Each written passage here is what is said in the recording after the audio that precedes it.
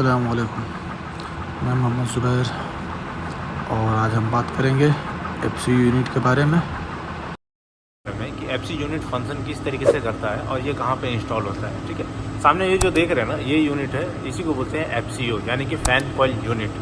आज हम लोग इस वीडियो में देखेंगे कि एफसीओ में कौन कौन से इक्विपमेंट लगते हैं और इसका रिसाइकलिंग कैसा होता है और किस तरीके से काम करता है। ठीक है, इसके कंट्रोल में भी क्या क्या लगा रहता है, आज हम लोग इस वीडियो में देखेंगे। तो आप लोग कभी भी अगर बिल्डिंग मेंटेनेंस या रेसिडेंस में आप कभी मेंटेनेंस में रहेंगे काम पे, तो वहाँ पे आपको एफसीयू और एचयू ये दो यूनिट आपको कंपलसरी मिलेगा।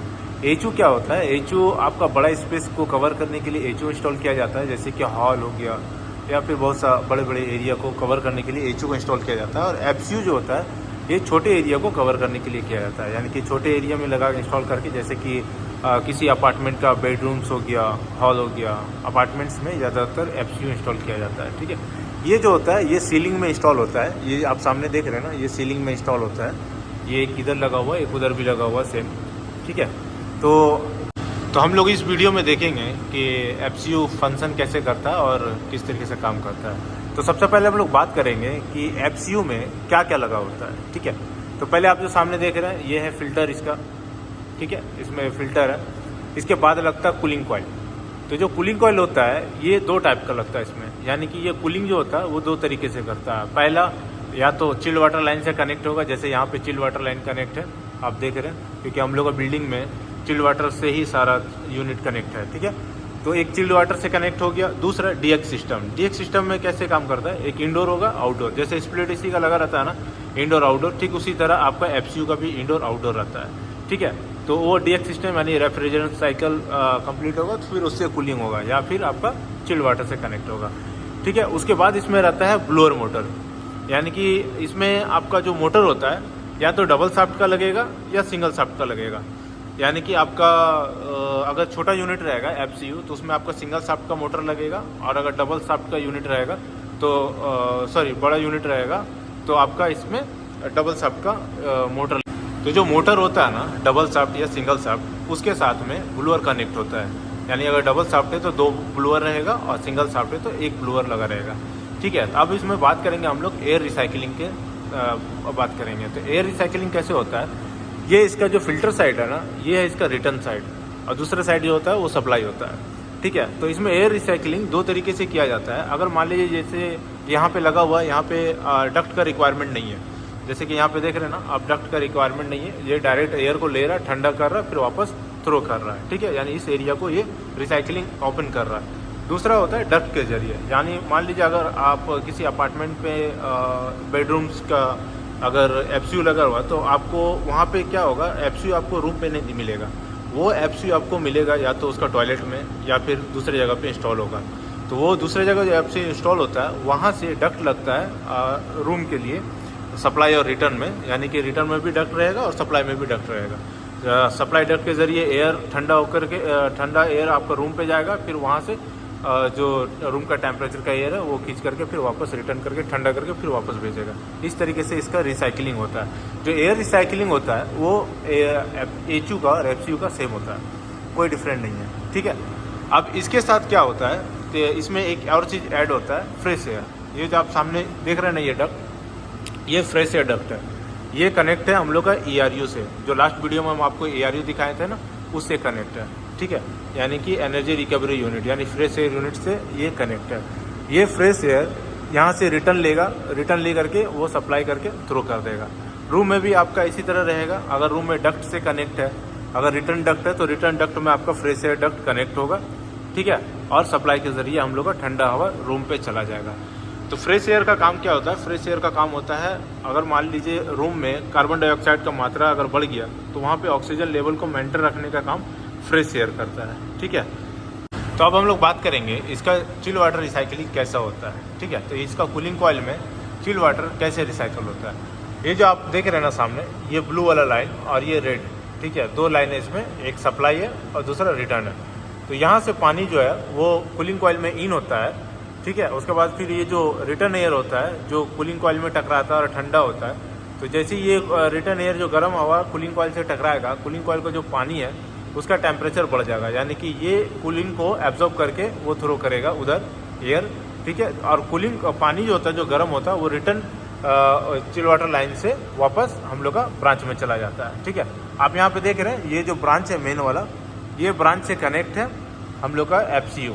इसी तरह आपका 2-3 ब्रांच कनेक्ट है, यानी कि वो भी FCU वो मेन ब्रांच से कनेक्ट है, एक और उधर लगा हुआ वो भी उसी के साथ कनेक्ट है, ठीक है। तो इसी तरह हम लोग का जो चिल वाटर रिसाइकलिंग होता है हमेशा कंटिन्यू होता रहता है। अब हम लोग देखेंगे कि चिल वाटर लाइन में क्या क्या लगा रहता है, कौन कौन सा इक्विपमेंट लगता है, FCU का चिल वाटर लाइन में क्या क्या लगता है, ठीक है। तो आप देख रहे हैं ये जो FCU का चिल वाटर लाइन है, यानी कि ये जो लाइन है ये है हम लोग का सप्लाई, ठीक है। तो सप्लाई में क्या लगा हुआ है, इसमें गेट वॉल है, उसके बाद लगा हुआ है ये स्टैनर, इसको बोलते हैं वाई स्टैनर। इसका काम होता है कि मान लीजिए चिल वाटर में अगर कुछ भी तरीके से कचरा आ जाए, यानी किसी भी तरीके से गंदगी आ जाए, तो उसको फिल्ट्रेशन करना, ठीक है। उसके बाद पानी जो होता है वो कूलिंग कॉइल में इन होता है, कूलिंग कॉइल से इन होकर के फिर वो वापस रिटर्न लाइन से वापस जाता है। तो रिटर्न लाइन में इसका एक्चुएटर लगा रहता है, ये जो आप देख रहे हैं सामने, ये इसका एक्चुएटर, ठीक है। एक्चुएटर का काम क्या होता है, फ्लो को कंट्रोल करना, यानी चिल वाटर लाइन में वाटर का फ्लो को कंट्रोल करने का काम एक्चुएटर का होता है, ठीक है। उसके बाद लगता है ये DRV, यानी डबल रेगुलेटिंग वाल्व, ठीक है। इसका काम क्या होता है, बैलेंसिंग करना, यानी कि हम लोग का चिल वाटर लाइन में कितना प्रेशर बैलेंसिंग चाहिए उसको हम लोग इससे करते हैं। और वो सामने जो आप देख रहे हैं वो है हम लोग का गेट वॉल। तो दोनों जगह पे गेट वॉल लगा हुआ है, एक आपका रिटर्न में भी लगा हुआ है और एक आपका सप्लाई में भी लगा हुआ है, ठीक है। तो इस तरह से हम लोग का चिल वाटर लाइन में, FCU का चिल वाटर लाइन में बस इतना ही लगा रहता है। यानी चिल वाटर लाइन में हमेशा जो एक्चुएटर होता है, यही पॉइंट याद रखिएगा कि FCU का चिल वाटर लाइन का जो एक्चुएटर होता है वो हम लोग का रिटर्न में लगा रहता है, ठीक है। ये हमेशा रिटर्न में रहता है। उसके बाद फिर हम लोग बात करेंगे कूलिंग कॉइल के बाद, जो हम लोग का जो ये है ट्रे है, यानी कि ये जो हम लोग का ड्रेन ट्रे लगा हुआ है, ठीक है। ये हम लोग दोनों साइड से कनेक्ट कर सकते हैं, उस साइड से भी कनेक्ट कर सकते हैं, इधर से भी कनेक्ट कर सकते हैं। ये देख रहे हैं इसका ड्रेन पाइप, ये ड्रेन पाइप हम लोग का ये आउट हो गया। तो कूलिंग कॉइल जो होता है वो जब पानी स्वेटिंग करता है, उसका जो पानी है वो ड्रेन करने के लिए हम लोग ड्रेन पाइप यूज़ करते हैं। तो कभी भी आपका HU हो या FCU हो, कोई भी हो, उसमें आपका ड्रेन में आपका यू ट्रैप रहेगा ही रहेगा, ठीक है।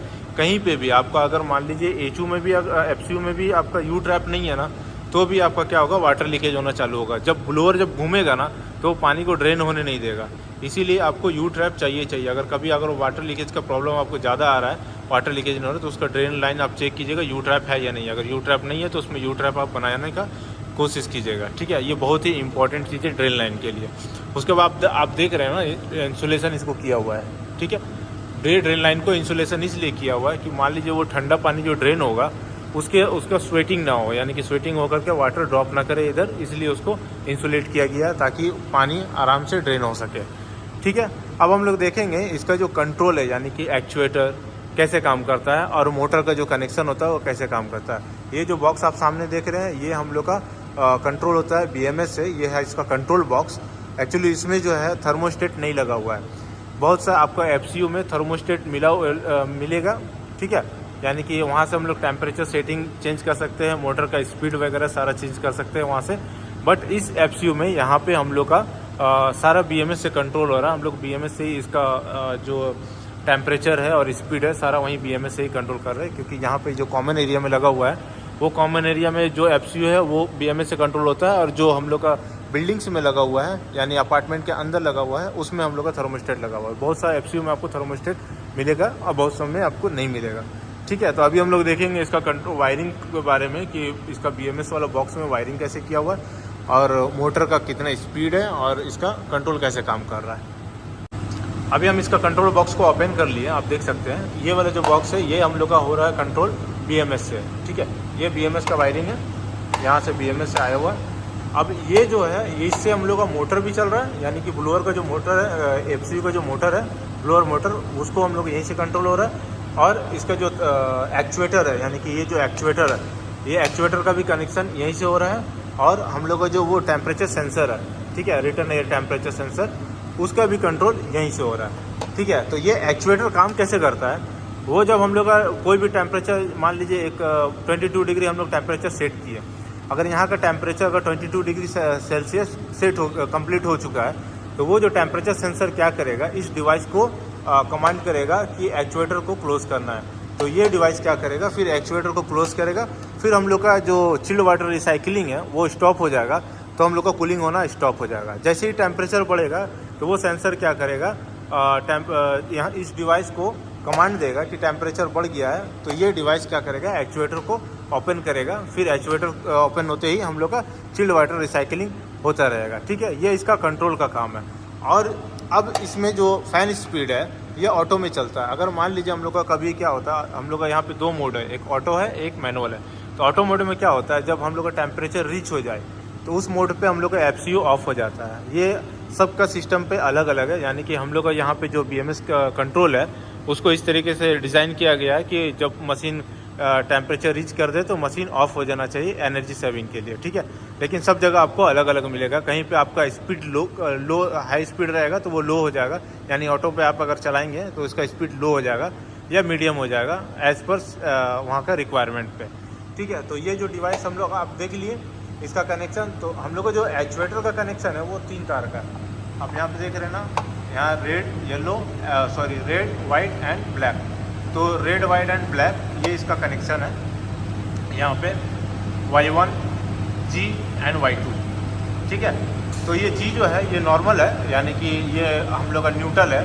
और Y1 और Y2 जो होता है, यानी कि उसका जो एक्चुएटर को है ना वो क्लोज करने के लिए और ओपन करने के लिए अलग अलग फेस है। ठीक है, और हम लोग का जो मोटर का जो स्पीड चेंजेस होता है वो उसका कनेक्शन यहाँ से किया हुआ है। यहाँ से हम लोग का मोटर का स्पीड चेंज करते हैं। तो आप FCU का ये डिटेल्स देखिए। ये जो FCU लगा हुआ है ये 4 टन का FCU लगा हुआ है। ये इसके डिटेल्स है, आप यहाँ पे देख सकते हैं। यहाँ पे ये 48,000 यानी कि 48,000 BTU दिया हुआ है, यानी ये BTU में आता है। ठीक है, ये BTU में आता है। तो ये 48,000 BTU यानी 1 टन इक्वल टू होता है 12,000 BTU। इसका मतलब ये यूनिट हो गया हम लोग का 4 टन का। ठीक है, तो इसी तरह हम लोग का जो एयर का रिसाइकलिंग होता है वो हम लोग का इस तरह से रिसाइकलिंग होता है। इसमें हम लोग का चिल वाटर रिसाइकलिंग होता है और कंट्रोल हम लोग का इस तरीके से काम करता है। बहुत जगह में आपको जैसे बताएं कि हम लोग का जो थर्मोस्टेट अगर रहेगा तो ये बॉक्स नहीं रहेगा, ये हम लोग का BMS है इसलिए ये बॉक्स है। तो अगर थर्मोस्टेट हम लोग के पास रहेगा यानी डिस्प्ले वाला जिसमें हम लोग टेम्परेचर सेट करते हैं, वो अगर रहेगा तो इसका कनेक्शन ये जो आ रहा है ना ये हम लोग का थर्मोस्टेट से डायरेक्ट आता है। ठीक है, ये कनेक्शन हम लोग का मोटर पे थर्मोस्टेट से आएगा। और ये जो एक्चुएटर है, एक्चुएटर का भी थर्मोस्टेट में कनेक्ट होगा। और वो जो सेंसर है वो थर्मोस्टेट में ही होता है। ठीक है, वो जो रूम टेम्परेचर होता है जो जहाँ पे थर्मोस्टेट रूम पे लगा रहता है उसी में आपका सेंसर लगा रहता है। ठीक है, तो आई होप आप लोग को FCU के बारे में कुछ हद तक पता चला होगा। अगर कोई चीज़ मिस हो रहा होगा तो आप मुझे कमेंट करके पूछ सकते हैं, मैं कमेंट में आपको रिप्लाई कर दूंगा। तो वीडियो में बने रहने के लिए आपका बहुत बहुत धन्यवाद। आप मिलते हैं नेक्स्ट वीडियो में, तब तक के लिए बाय बाय, थैंक यू।